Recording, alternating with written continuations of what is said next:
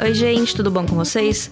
Eu sou a Larissa e esse é o podcast Filme da Semana. E hoje vamos voltar às raízes e fazer um episódio focado apenas em um filme, como nos bons tempos de, sei lá, alguns meses atrás. Acho que o último episódio assim foi do Guia do Mochileiro das Galáxias, mas ele foi meio que freestyle, assim, sobre o livro, sobre o filme. E agora eu não lembro quando foi a última vez que eu falei só de um filme, assim. Então fica aí a cargo da imaginação de vocês. O filme dessa semana é um clássico que eu só tive a oportunidade de assistir recentemente, por pura enrolação minha mesmo, porque eu já sabia que ele era um clássico, todo mundo sempre fala muito bem dele, e eu já tive a oportunidade de ter assistido ele em diversas situações no passado. Mas eu sempre achava que, sei lá, eu não tava na época certa, que eu queria ver no momento que a cabeça tivesse melhor, pra aproveitar melhor a experiência. E esse momento nunca chegava, porque não existe um momento perfeito. Você que tem que fazer seu momento perfeito. Siga-me para mais dicas de coach. Eu enrolei e não falei nada sobre o filme, que é Thelma e Louise, de 1991, dirigido pelo Ridley Scott e estrelado pela Geena Davis como a Thelma e a Susan Sarandon como a Louise. Por mais que se trate de um filme mais antigo que eu, até porque ele foi lançado um ano antes de nascer, eu sabia muito pouco sobre a história dele em si. Eu sei o porquê ele é importante, eu sei que é uma aventura protagonizada por duas mulheres amigas, mas eu sabia muito pouco do meio do filme. Eu sempre soube como ele acabava, porque é meio que um momento icônico da cultura pop, mas não sabia como tinha sido o caminho até lá, literalmente. Então foi uma jornada maravilhosa e bastante inédita pra mim. O fato de eu já saber como o filme acabava não foi um empecilho pra eu aproveitar o filme. Até por um certo momento eu até esqueci que aquilo ia acontecer e eu só fiquei curtindo o momento e curtindo aquela aventura, porque é um filme muito bom, ele se tornou um dos meus favoritos. Eu sempre ranqueio todos os filmes que eu assisto no ano pela primeira vez e até agora ele está em primeiro lugar. Antes estava A Vida Invisível. Esse episódio, assim como todos os outros do podcast, é sem spoiler. Mais pro final vai ter um quadrozinho com spoiler, mas eu vou sinalizar, então fiquem tranquilos que eu não vou estragar a experiência de ninguém. Pra começar, esse filme ele pertence a um fenômeno muito peculiar, que foram os filmes com protagonistas femininas com histórias de amizade e dramas familiares que sempre existiram de maneira meio tímida, mas eles cresceram bastante nos anos 90. É bem curioso essa emancipação feminina, entre aspas, né? Porque nos últimos 10 anos a gente começou a ter mais filmes com protagonistas femininas em gêneros que não eram tão comuns assim a mulher tá em tanto destaque. Mas esses filmes que eu tô falando dos anos 90, eles são muito mais dramas intimistas, um contexto familiar. Filmes que tinham como público-alvo basicamente mulheres e que eram considerados, entre muitas aspas aqui, filmes de mulherzinha. Como, por exemplo, Tomates Verdes Fritos, Coxas de Retalhos, As Patricinhas de Beverly Hills, até, entre outros. A gente pode ligar isso também com o fato de mais mulheres estarem escrevendo e dirigindo filmes do que nos anos anteriores, né? Eu falei um pouco disso no episódio 52 sobre mulheres diretoras, que eu acho, na verdade, um episódio bem básico, bem por cima, mas tem mais conteúdo lá sobre o assunto, se você se interessar, está no nosso feed. E Thelma e Louise é um filme de roteirista, especificamente da Callie Khouri, que ganhou o Oscar de roteiro original por esse filme e foi um dos seus primeiros roteiros para cinema. Aparentemente, o plano inicial era a própria Callie dirigir o filme, que ia ser algo bem pequeno e indie, mas acabou indo pro estúdio e ele queria um nome grande para tocar o projeto, daí acabou indo pro Ridley Scott dirigir ele. Pra quem não tá ligando o nome à pessoa, o Ridley Scott é um diretor renomado, principalmente na ficção científica. Ele fez Alien, Blade Runner, Gladiador e muitas outras coisas, por mais que eu acho que o trabalho dele tá um pouco em decadência desde Gladiador. Eu não acho que ele fez nada de muito memorável nos últimos anos, e as coisas chegam com um hype gigante, porque tem o nome dele, que é um nome importante, mas, nossa, não é nada demais, assim. Por favor, fã-clube de Prometheus, por favor, não tumultuar meu podcast. Obrigada. Vamos para a sinopse desse filme, afinal, por que falam tanto dele? Para começar, o filme é uma aventura com duas mulheres protagonistas, o que já é algo bem pra frentex pra época. Além disso, ele é um road movie, ou seja, é um filme onde os protagonistas estão numa jornada, literalmente na estrada, e nessa jornada elas aprendem lições que levarão para toda a vida. Vocês viram o que eu fiz? Então, A Thelma é uma dona de casa, meio ingênua, por assim dizer. Ela casa muito nova e tem um marido horrível que fica o dia inteiro trabalhando ou sentado no sofá sem levantar uma palha para fazer nada, seja buscar seu próprio lanche ou demonstrar algum carinho pela esposa. Enquanto isso, a Louise é uma garçonete, uma pessoa que entende melhor do mundo, ela é mais vivida, por assim dizer, mais emancipada, corre atrás do dela, e é isso. Ela não é casada, mas tem um namorado que viaja muito, aparentemente eles têm várias brigas, um relacionamento um pouquinho conturbado, mas enfim, é isso. Uma coisa que eu vi sendo criticada, principalmente pelos homens, é claro, é que aqui todos os personagens masculinos são bem caricatos e vilanizados de certa maneira. Ok, eu concordo na parte da caricatura, tem uns exageros sim, porém, mais de 30 anos depois, eu ainda conheço gente que se comporta daquela maneira. Então, a caricatura e o exagero são ferramentas para a gente criticar algum tipo de comportamento na nossa sociedade que a gente queira criticar. É assim que funciona a linguagem, por assim dizer. Mas voltando. As duas amigas, elas combinam de fazer uma curta viagem de fim de semana, apenas as duas, e é assim que a história começa. Claro que as coisas começam a dar errado desde muito cedo, afinal, o filme não é muito longo, ele tem menos de 2 horas, o que sempre é ótimo. Pouco tempo depois de começar a viagem, elas param num bar para beber, conversar, começar a planejar o que elas vão fazer. A Thelma tá muito empolgada, porque ela tá longe do domínio do marido dela, que nem deixaria ela fazer essa viagem, ela saiu meio escondida, o que é uma bandeira vermelha pra um relacionamento abusivo, né?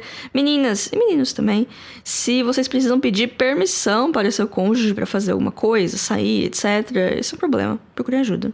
E eu tô falando de permissão, não de comunicação, tá? Não vamos sair sem avisar quem mora com você, as pessoas ficam preocupadas, ok? Mas enfim, elas estão nesse bar, a Thelma não sabe lidar com essa tal liberdade, por causa de todo o tempo que ela ficou reprimida nesse casamento infeliz. Lembra que eu falei lá no começo que ela era bem ingênua? Então, esse é meio que um ponto importante da história, porque é isso que vai fazer várias coisas acontecerem. É uma característica da personagem que me irritou um pouco ao longo do filme, mas é importante para o crescimento dela como pessoa e como personagem.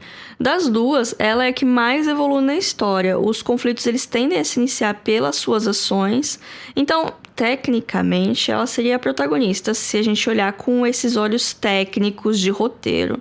Mas eu não vou fazer isso, porque não teria história nenhuma sem a Louise.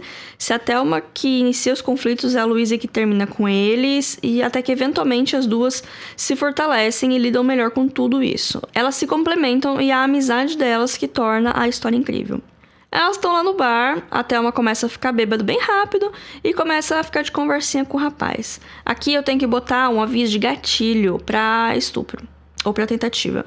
Eu não sei a tecnicalidade, mas é uma cena mais forte do que eu estava imaginando por ser um filme com classificação de 14 anos. Assim, a violência e a quantidade de pele mostrada tá dentro do que é normal, por assim dizer, para essa classificação. Mas o jeito que a cena é montada é bastante violenta. Às vezes a gente acha que para algo ser chocante, violento, a gente precisa jogar tripa e sangue na cara dos telespectadores, mas não precisa não, viu? Às vezes, só o som do grito da pessoa falando já causa terror suficiente no momento que a cena corta. Enfim, pra mim é isso que separa um diretor bom de um diretor mediano. Saber a hora de fazer os cortes da cena, saber exatamente o que mostrar, como mostrar pra causar a reação desejada. Por mais que eu notei que existe um cuidado pra não objetificar demais essas personagens femininas, algumas escolhas mostram, né, que foi dirigido por um homem. Eu imagino que uma mulher dirigindo esse filme teria algumas coisas bem diferentes, assim, em questão de escolha de cena mesmo. Mas, enfim, foi dirigido por um homem, é isso que temos por aqui. Então, assim, fica esse aviso de gatilho pra essa cena, que ela é bem no começo, acho que nos primeiros 20 minutos. Eu não tava esperando, eu me considero uma pessoa forte, por assim dizer. Eu fiquei um pouco mal, assim, com essa cena. Mas ela é a grande catalisadora para os eventos que vão acontecer em seguida no filme, né? É uma pena que uma história tenha que ser iniciada com tanta violência, mas é meio que o que justifica elas entrarem pra vida do crime, porque é isso que acontece, gente. Essa é a sinopse do filme. O que acontece, né, gente? Não é spoiler, tá? Eu acho que não. Mas enfim, gente, isso não é spoiler, esse é o primeiro ato do filme. Eu acredito que o primeiro ato de um filme é a sinopse dele, porque ela vai te dar o contexto, ela vai te introduzir os personagens e vai ter o primeiro conflito que vai iniciar a história. Então é isso, você conhece elas, você se vê nessa situação, existe esse primeiro conflito, que é essa violência, e isso vai dar o pontapé para a história, para o resto, para as próximas 1h30 de filme. Então, o que acontece é que a Louise percebe que tem alguma coisa errada acontecendo e, para defender a amiga, ela acaba matando o homem. A Rihanna ficaria orgulhosa disso. Daí, as duas passam a ser fugitivas e a aventura realmente começa. Algumas cenas depois, quando elas estão pensando o que vão fazer nessa situação toda, até uma que toda certinho, ela até fala para elas irem pra polícia, porque elas vão explicar tudo o que aconteceu, afinal foi legítima defesa, e elas não são criminosas, né? Não foi um ato de maldade. Mas aí a Louise fala algo pra ela como... vocês estavam no bar, todo mundo lá, se forem atrás de testemunha, todo mundo lá viu vocês dois de conversinha, dançando junto. Ninguém vai acreditar que você não queria nada, que ele tava forçando. Então, eles não vão acreditar na gente. O que é... Não tem nem o que falar, né, gente? 30 anos passaram e a gente, como sociedade, não evoluiu, né? Não sei, gente, tô pessimista. A pandemia me fez ver que o ser humano não tem jeito mesmo e é isso. Enfim... A Louise, ela fala isso não porque ela tá julgando a amiga, mas porque ela quer proteger ela, né? A gente sabe o que acontece com as mulheres que denunciam seus abusadores, né? E ela também parece ter um segredo do passado que nunca é completamente revelado, mas também não precisa. Ele serve com propósito no meio do filme e é isso. A gente não precisa saber maiores detalhes. Eu acho que esse filme tem um equilíbrio muito bom das coisas ditas e das coisas não ditas, das coisas mostradas e não mostradas, para construir bem as personagens, para construir as situações que elas estão e pra gente entender melhor tudo de uma maneira que não trata a gente que nem imbecil, mas também que não é muito difícil para um espectador casual. Vamos lembrar que estamos falando de um roteiro oscarizado. E é aqui que a sinopse acaba, né, junto com o primeiro ato da história, como eu falei. O filme já começa com muita emoção, com muita aventura. Ao longo do filme temos muitas cenas de ação, de perseguição. Tem o Brad Pitt novinho, foi um dos primeiros papéis dele. E de todos os homens da história, ele tá no top 3 menos escrotos. O que não significa muita coisa, mas pelo menos ele é bonito, né? Quando eu faço comentários objetificando homens, é reparação histórica sim, tá bom? É bem curioso notar, que nem eu já falei um pouco mais cedo, que filmes com protagonismo feminino até hoje recebem a etiquetinha de filme pra mulher, enquanto os filmes com protagonistas masculinos entram para a categoria filme para todo mundo. Mas Thelma e Louise foi um grande sucesso de crítica e público. As duas atrizes já estavam bem consolidadas em Hollywood. A Geena Davis já tinha ganhado um Oscar alguns anos antes, então o filme foi mais um sucesso na carreira de ambas. E muita gente achou que com isso ia começar uma nova onda de filmes com protagonistas mulheres, mais ação, aventura, e meio que não rolou. Quando eu digo isso, eu imagino que o pessoal esperava que acontecesse o movimento que só foi acontecer mesmo, sei lá, de 2012, 2013 pra cá. Por quê? Não sei, eu era apenas uma criança nos anos 90, aconteceu tanta coisa que é difícil apontar um único evento social que justificasse toda essa mudança. Mas em 1995 aconteceu um dos maiores prejuízos de Hollywood, que foi A Ilha da Garganta Cortada, que, por curiosidade, foi protagonizada pela Geena Davis, coitada, que só foi parar nesse projeto porque o diretor do filme, na época, era seu marido. Quando eu falo que foi um dos maiores prejuízos, eu quero dizer, tá no livro dos records como um dos maiores prejuízos que o estúdio já levou. Inclusive, foi o motivo dele simplesmente fechar. Vocês já ouviram falar da Carolco Pictures? Pois é. Se você já ouviu falar, parabéns, você é cinéfilo, mas vamos manter minha narrativa aqui. A Carolco Pictures foi responsável por muitos dos sucessos dos anos 80, como os filmes do Rambo, do Exterminador do Futuro, mas já não estava muito bem das pernas nos anos 90, e A Ilha da Garganta Cortada era para ser o grande retorno, e não deu certo. Matou o estúdio, matou os filmes de pirata. A gente teve Piratas do Caribe uma década depois, mas mesmo hoje em dia, a gente não tem a quantidade de filmes de piratas que a gente poderia ter, né? E alguns podem dizer que também botou um freio em filmes com protagonistas femininas. Assim, botar a culpa de tudo em um só filme é simplista demais. Mas aqui tinha tudo pra dar errado, a produção foi mega conturbada, o estúdio já tava mal das pernas, o roteiro foi reescrito várias vezes, inúmeras coisas aconteceram. Mas o fato é que o filme custou quase 100 milhões de dólares, que na época era muito dinheiro, hoje também é, mas em questão de filme é diferente. E nos Estados Unidos ele faturou apenas 10 milhões, ou seja, foi mal. Pra quem não conhece muito o meio do cinema, um filme precisa sempre faturar 3 vezes mais quanto que ele custou. Porque eles não costumam incluir no orçamento os custos de divulgação e distribuição que costuma ser feito por uma outra empresa. E ele costuma ter o mesmo valor do orçamento geral do filme. Pois é, gente, é caro essas coisas. E o outro terço fica com os exibidores, que são os donos das salas de cinema. Então, né, pra um estúdio começar a ter lucro, precisa faturar 3 vezes mais do que ele custou. Bom, eu acho que eu me estendi demais em assuntos aleatórios. Assistam Thelma e Louise, se vocês não viram ainda, né? Porque eu sei que muita gente viu, muita gente me julgou por não ter visto até hoje. Mas eu sei que existem pessoas que nem eu, que às vezes não assistem aos filmes porque esquecem que eles existem ou porque acham que estão esperando o momento certo, né? Então fica aí a minha dica, assistam quando vocês puderem, porque vale muito a pena.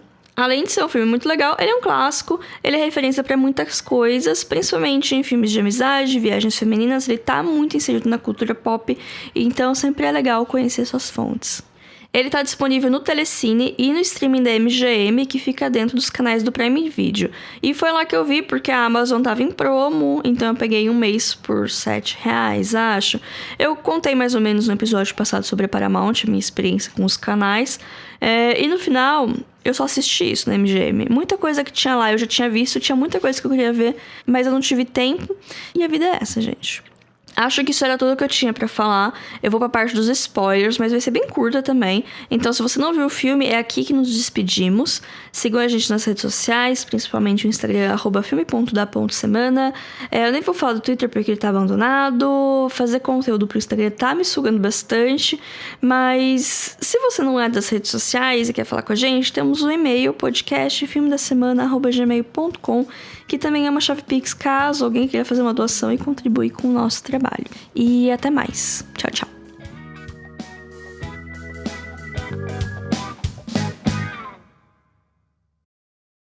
Aviso, essa sessão contém spoilers. Aviso, essa sessão contém spoilers. Você foi avisado.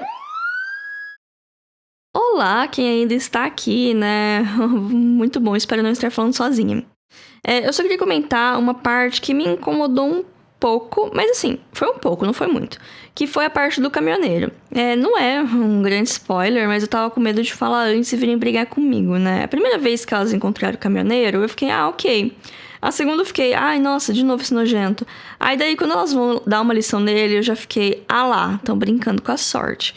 Longe de mim defender homem, mas explodir o caminhão eu achei um pouco demais. Tá que foi um acidente, eu não tô reclamando. Mas sei lá, eu preferia que gastasse o tempo de tela com outra coisa. Que exatamente? Não sei. Mas esse foi o único momento do filme que eu fiquei... Ok. Vamos pra próxima parte, né? Outro comentário. Quando a Thelma perde o dinheiro dela, quando o Brad Pitt rouba ela, eu quis soltar a mão dela, eu confesso. Mas isso me fez refletir sobre o machismo que existe enraizado no nosso pensamento. Porque a culpa não foi dela, ela não perdeu, ela foi roubada. Porque ela confiou no Brad Pitt. Mas, na real, a maioria dos problemas delas acontecem porque a Thelma dá trela pra qualquer homem minimamente atraente que aparece, que dá atenção pra ela. Isso diz muito mais sobre a Thelma do que sobre a índole desses homens, né? Ela é insegura, ela é infeliz, ela é sexualmente frustrada, busca por aprovação externa. Todos esses traços de personalidade não nasceram com ela, mas sim vieram como reflexo da sociedade que ela tá inserida, onde ela foi criada, com quem ela convive. No feminismo e em todas as lutas contra a desigualdade, a gente precisa ficar atento aos recortes necessários. Até porque as experiências suas não são necessariamente iguais à experiência do outro. E isso não te faz melhor ou pior do que as outras pessoas, nem vice-versa. Enfim, 1000 questionamentos, 1000 reflexões, e é importante pra gente entender o outro, né? Enfim. essa reflexão que eu fiz. No final, eu amo as duas. Gostei muito do filme. Recomendo. Se você tá até aqui, eu imagino que você já assistiu o filme e concorda comigo, discorda comigo, não sei. Chama a gente nas redes sociais, vamos discutir sobre isso. E até mais, gente. Tchau, tchau.